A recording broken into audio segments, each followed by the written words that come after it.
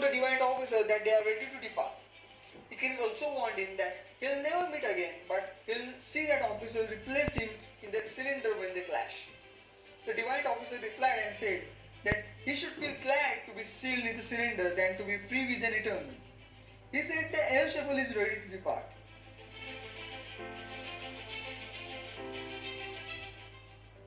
After some time, Mago, Athena, and Icarus departed from the divine ship towards New York. They saw that the fight is over and the truce is really in effect. Air Shuffle was flying over the destruction that divine have made.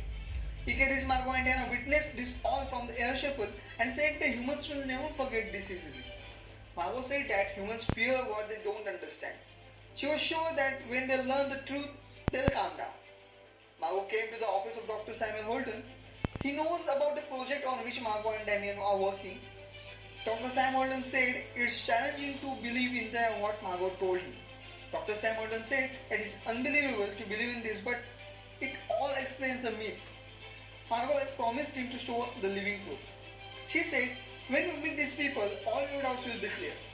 She said they were very much like humans except their unique forms of development. Dr. Sam Holden said that if they live up to their expectations, then only their appearance will be an outstanding achievement in the anthropology field. Dr. Sam Holden said that he is ready to meet with them and he thanked Margo for choosing him to meet with them first. Margo said that she knows Dr. Holden is the only man to do the job because the stake is very high. It's like the fate of the human depends on it. Margo pointed at the door and asked all of them to come to the office. All the Eternals and Crow introduced themselves to Dr. Sam Holden. Dr. Sam Holden introduced all of them to anthropology students. He said he gave a chance to the class to study these visitors.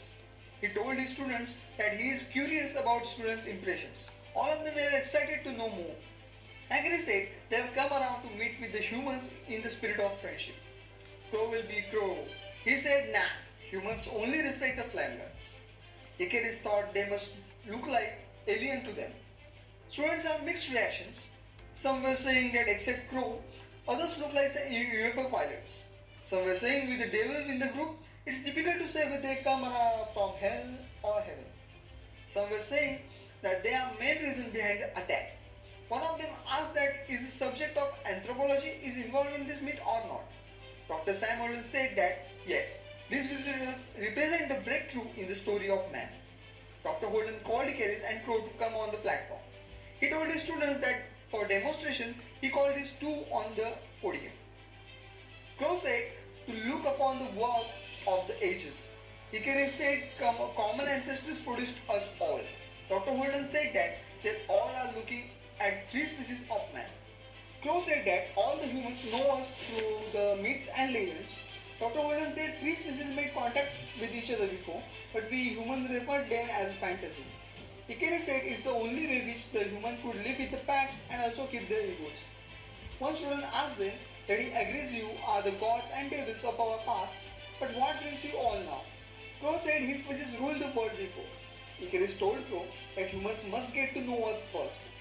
Then Crow said they are neither gods nor the devils. He is one of the divine. His species is basically known for its unstable atomic structure. So they can manipulate their atoms to change their forms. After saying that, Crow started to show his proper form. Dr. Holden asked students to look closely. Students surprised after seeing Crow because there are no more horns over Crow's head. Crow said it's more than a magic and less than a miracle. He is no longer a threat. He said if you ran for office, he might get some of your votes. Few students said they will not give their votes because they still thought he's a devil and can't do such tricks. Crow started laughing and said that devils remain the fear of humans and a weapon for them. Icarus came and said humans must know about the Eternals also. After saying that, Icarus started to fly around the students. Students were surprised by seeing Icarus like this. Icarus told them that it is the mental and physical fusion. In this, mind and matter work correctly. Cersei told Icarus to tell them this is called as levitation. One of the students named Arnold Rice questioned them. He told them they can't make him believe this is real. Icarus said these humans will continue to believe what they want to believe. Crow said only fear works on humans. He told Athena that his plan was a success. Athena replied and said, not yet. Dr. Holden said they need time to absorb all this. And here comes our badass Cersei. She said that Arnold must learn faster than the rest. After saying this, Cersei changed Arnold's face with her powers. After seeing Arnold, other students started to freak out.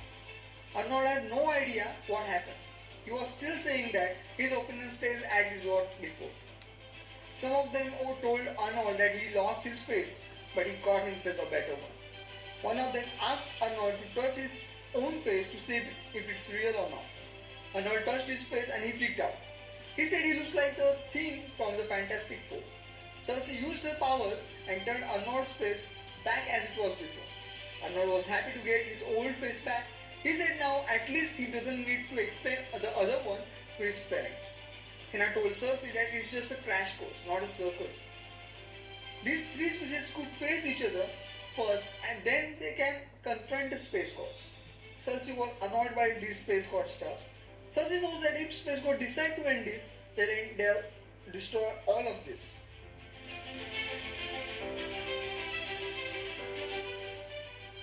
Meanwhile, a group of shield agents came to Ains Mountains to survey an alien structure. One of them looking around with the binoculars and he finds out the chamber. He said it exactly looked like in the photo. They don't understand what it is and what's happening inside that. One of them said that the space giants, UFO, they really have a crazy job. The shield chamber reported to Nick Fury that they begin their surveillance. Stevenson called their base and told them that they have reached point 1 and can see the dome clearly, but they are unable to see the interiors, so they are moving closer. One of the agents was trying to look inside using binoculars, and he saw some movement inside, but he lost it. A giant shadow started to rise upon the agents. They looked upwards, and they saw a giant celestial god. One of the agents said it was a space giant. He was a Gaminan of the fourth host. The agent told others to hold fire. He thought the space giant also being curious to know it. Others don't want to wait till it attacks them. The agent scared and fired a shot. Stevenson reported to their base that they have made a contact. He was talking about the alien and how he is big. But something happened. They all just got vanished. Only this gear was there. All of them just stopped. The radio started to beep. It's from the shield base. They are asking Group 1 to report. And here our 6th episode ends. In the next episode, we'll see what actually happened with the shield members. So stay tuned guys. More exciting stuff about to happen in this next episodes. Friends, for such articles like Marvel and DC articles, please visit my website, Marvel and DC Cinezone. I share my website link in the description below. So go and check it out. And if you love this episode, then please hit the like and share button and also leave your responses in the comment section below. And yeah, if you are new to MDCZ, please hit the subscribe button. Big surprises are coming for my subscribers once we hit the monetization achievement. And I assure you, you're gonna like those surprises. So hit the subscribe button as soon as possible and also press the bell icon for updates and notifications of our upcoming videos. So I'll see you in the next episode. Till then, stay home, stay happy and stay safe.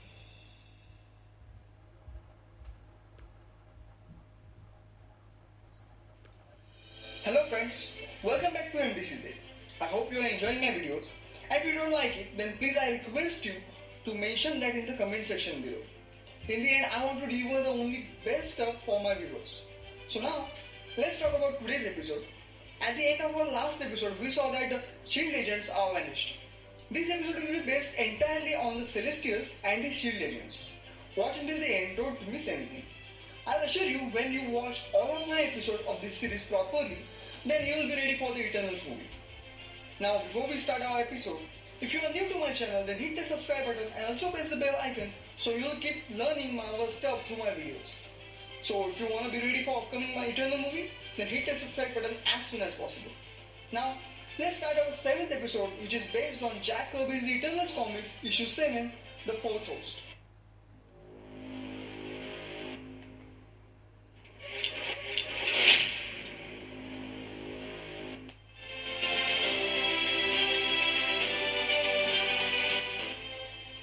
The story begins with the scene of Dr. Damien and Ajak inside the Celestial's chamber. Damien told Ajak that living here with the Celestials is an excellent opportunity, and his colleagues would give anything to be here. Ajak told Damien that Celestials are also studying us.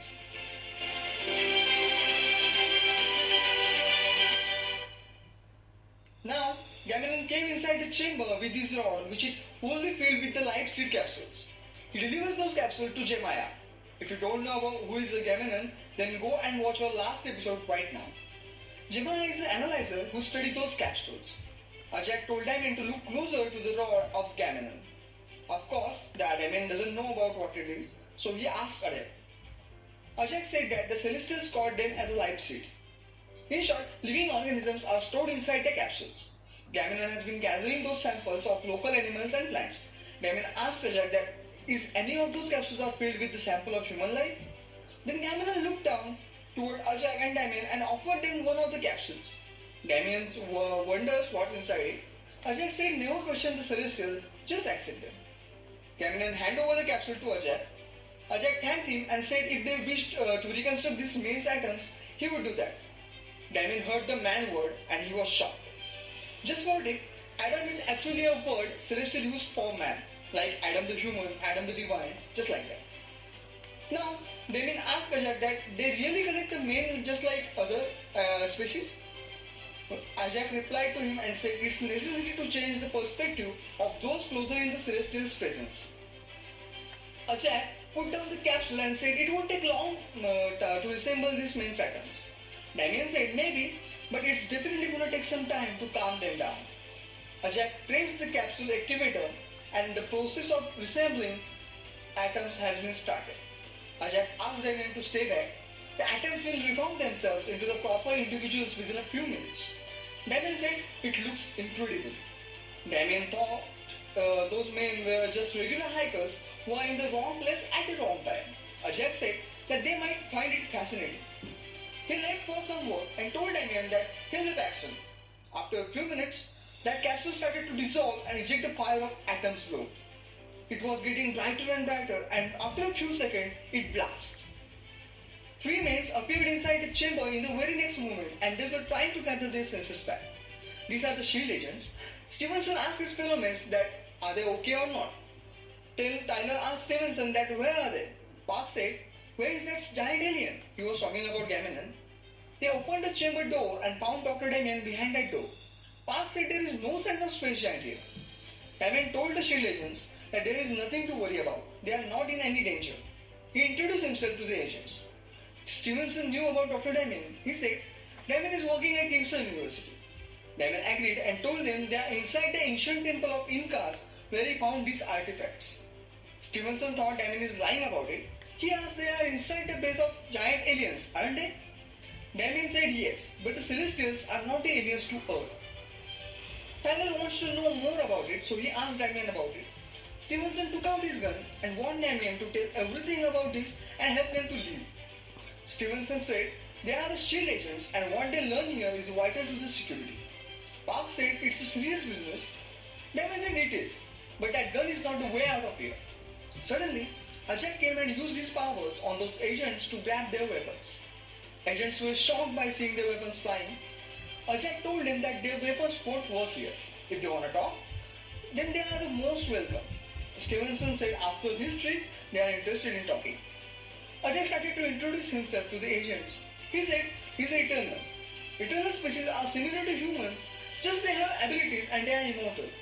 Stevenson said, if you are the Earth species, then it's one of the greatest secrets from there.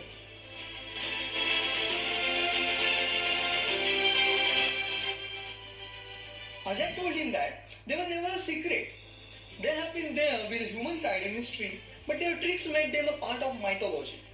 Ajak was using his powers to fly their weapons. He said that while humans were fighting with each other, they, being Eternals, have developed abilities to do such things in mountains for centuries. Park said it's exciting, but they are on a mission to gather the facts about this space giant. Stevenson told Damien that as an American, he must help them. Damien warned them and said, this is not a place nor the time to do heroic stuff. Ajak agreed with Damien. Damien told them they are not in a position to judge these Celestials. Ajak said, these Celestials are as old as the stars. He said, as an Eternal, he was here with the Inca peoples when the Celestials arrived. He witnessed the Celestial host came on Earth, and when they left, he learned a lot of things, but not everything. The Celestials visited the Earth in 4 hosts. First came on Earth before there were any men on Earth. But they found our common ancestor, and later on they become part of their experiment. They are talking about the ape species. The second host came on Earth to bring wealth and discipline for the civilization. Inspection and cultivation was the job of the third host. The Inca civilization accepts them as gods. Then Ajak himself and the Red Bearded One helped organize the flight crews that served the Celestials and arranged plan for the Celestials' next arrival.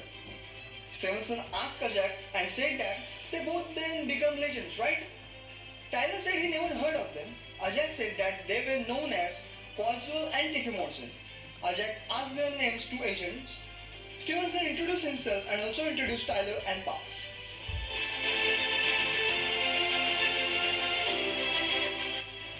Ajak asked them for their full names.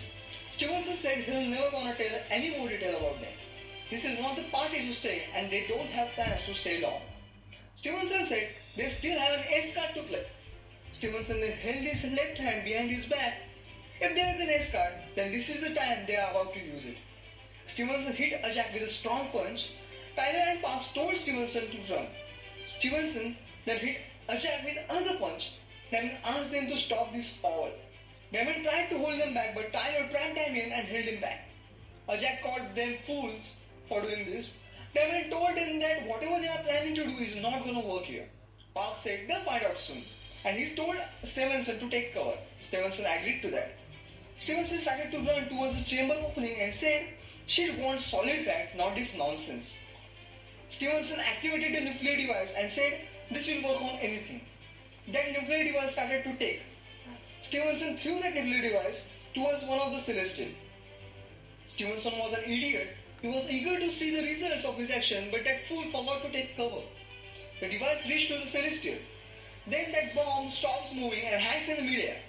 That ticking was about to stop, but suddenly the Celestial, whose name is Tefral of the fourth host, grabbed that bomb with his hand and raised his hand in the air. I think Tefral knew what's about to happen. He held his hand above his head and waited patiently until the bomb blasts. And boom!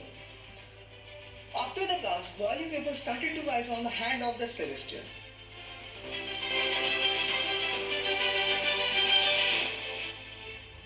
Now, it's a time where they need to do their job for the survival of all creatures. Jeremiah approaches toward Tefral. All the Celestials join together. They are about to begin their task, and this will continue until the day of Alpha. His giant main homecraft was hovering in the space. The beginning of and the end of the task is based on the head of Celestial who was inside that craft.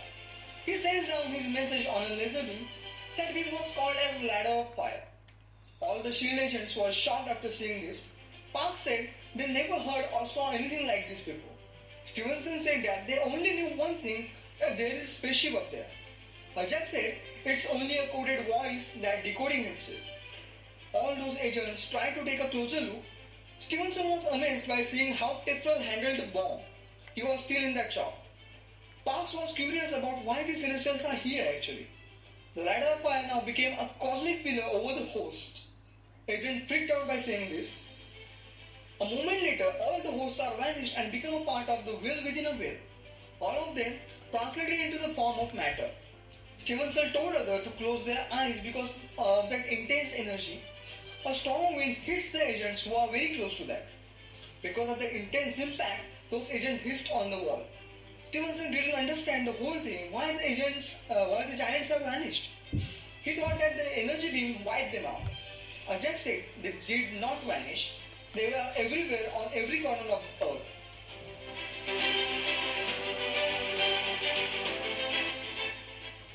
Stevenson said after everything that they witnessed, they must visit the shield base.